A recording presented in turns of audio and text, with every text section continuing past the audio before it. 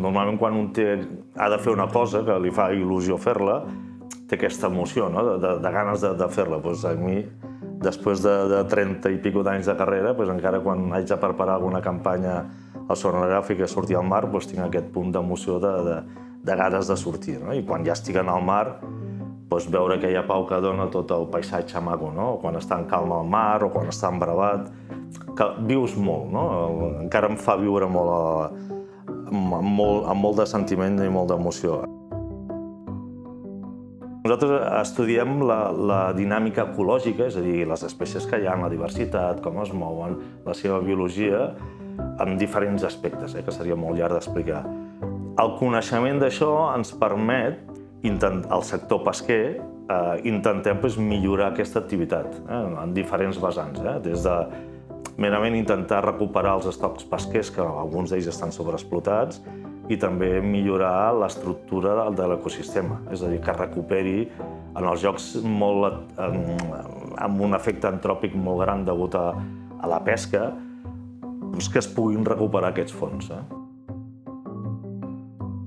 Abans jo sortia molt a mar, ara surto poc. I el meu treball és bàsicament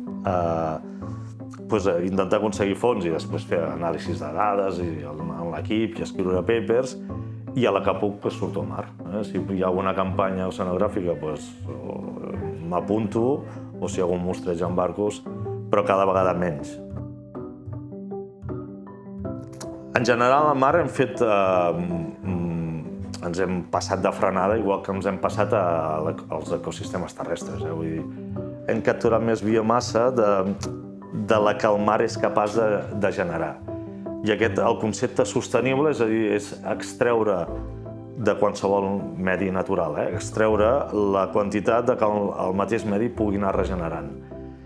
I nosaltres, el sistema de pesca actual està extraient més biomassa de la que el mar pot produir, i això fa que tots els estocs pesquers, o molts dels estocs pesquers actualment, estan sobreexplotats. Afortunadament, ara la Comissió Europea ha dit prou i ha dit que s'ha de fer gestió. Volem tindre uns estocs pesquers sostenibles. I ara està obligant a Espanya a aplicar diferents mesures de gestió.